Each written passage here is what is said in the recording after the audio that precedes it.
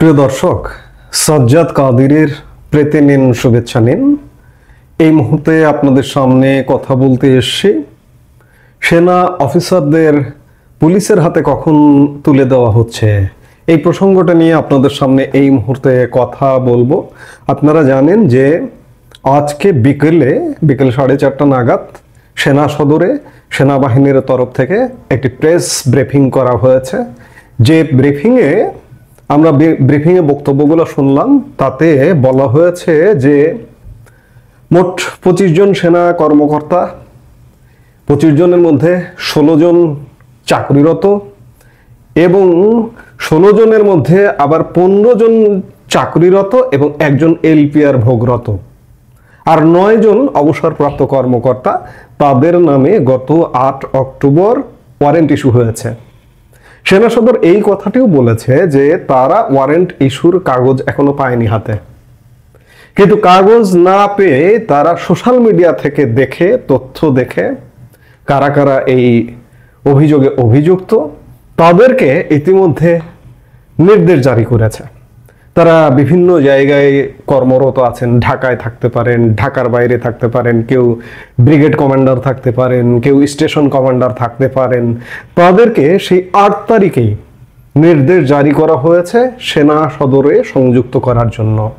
এবং দায়িত্বরত কর্মকর্তা তার বক্তব্যে এটাও বললেন যে আমরা যে কোনো জায়গায় একজনের বদলির জন্য আমরা একটা সময় দিই, যে ওই জায়গায় আসা পর্যন্ত।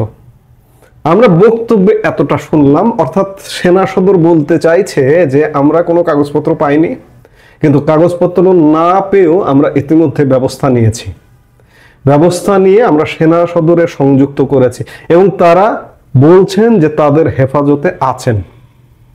আমরা ধরে নিলাম যে তাদের হেফাজতে আছেন এবং সেনাবাহিনী অফিসিয়ালি এটি বলতে চাইল যে আন্তর্জাতিক অপরাধ ট্রাইব্যুনাল যে আদেশ দিয়েছে তা সেই আদেশের প্রতি শ্রদ্ধাশীল।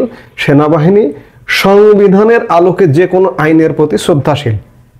অর্থাৎ আমরা ধরে নিতে পারি যে সেনাবাহিনী আইসিটির অধীনে যে বিচার, সেই বিচারে সোপর্দ করছেন তাদের অভিযুক্ত অফিসারদের। এবং সেনাবাহিনী এটা অবশ্য বলেননি যে তাদেরকে কখন পুলিশে হস্তান্তর করা হবে, তাদেরকে গ্রেফতার করা হয়েছে কেন এটিও কিন্তু বলেননি, এবং তাদেরকে সংযুক্ত করা হয়েছে এটি বলেছে।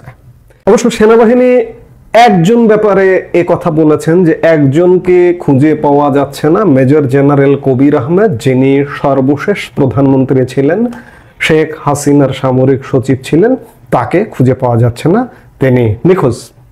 বিভিন্ন মাধ্যম দিয়ে যেটি জানা গেছে তিনি ইতিমধ্যে দেশ ত্যাগ করেছেন। সেনাবাহিনী এটি বলবেনও না, অফিসিয়ালি এটা বলার কথাও নয়। ভারতীয় একটি গণমাধ্যম বলছে সেনাবাহিনী যদিও বলেননি যে অ্যারেস্ট করা হয়েছে, সংযুক্ত করা হয়েছে বা তাদের হেফাজতে এটি বলা হয়েছে যে এই যে কর্মকর্তাদেরকে অভিযোগ তাদের বিরুদ্ধে, কিন্তু নর্থ ইস্ট নিউজ বলছেন যে 8 অক্টোবর আন্তর্জাতিক অপরাধ ট্রাইব্যুনালের আদেশের উপর দ্রুত পদক্ষেপ নিয়ে বাংলাদেশ সেনাবাহিনী আজ সন্ধ্যায় 14 জন অফিসারকে গ্রেপ্তার করে এবং গ্রেপ্তার করে তাদের হেফাজতে রেখেছে সেনাবাহিনী, যেখান থেকে তাদের পুলিশের হাতে তুলে দেওয়া যেতে পারে নর্থ ইস্ট নিউজ নির্ভরযোগ্যভাবে জানতে পেরেছে। যদিও আইসিটি আদেশের উপর সেনাবাহিনীর মধ্যে বিশেষ করে অফিসার কোরের মধ্যে যথেষ্ট ক্ষোভ রয়েছে। 24 জন কর্মরত অফিসারের মধ্যে 14 জনকে বেসামরিক পুলিশ কর্তৃপক্ষ হেফাজতে নেওয়ার জোরালো সম্ভাবনা রয়েছে। সেনাবাহিনীর শীর্ষ কর্মকর্তারা ট্রাইব্যুনালের আদেশ বাস্তবায়নের জন্য পদক্ষেপ নিয়েছেন। অর্থাৎ নর্থ ইস্ট নিউজ বলছে যে এনাদেরকে পুলিশের হাতে তুলে দেওয়া হবে এবং পুলিশের হাতে তুলে দিয়ে পুলিশের যে দায়িত্ব বা আইসিটি যেটি আদালত যেটি বলেছে যে আগামী 22 অক্টোবর যে শুনানি আছে সেই শুনানির দিন তাদেরকে হাজির করতে হবে। এখন দেখার বিষয় যে আসলেই কি সেনা হেফাজতে তারা আছেন নাকি পুলিশের কাছে তুলে দেওয়া হলো এবং আগামী 22 অক্টোবর এনাদেরকে হাজির করা হচ্ছে নাকি ভিন্ন কিছু হচ্ছে। কারণ আমরা সেনাবাহিনীর মধ্যে একটা তিক্ত অবস্থা, দ্বিধা বিভক্ত অবস্থার খবরও পাচ্ছি। কি হচ্ছে সেগুলো দেখতে হলে অবশ্যই অপেক্ষা করতে হবে।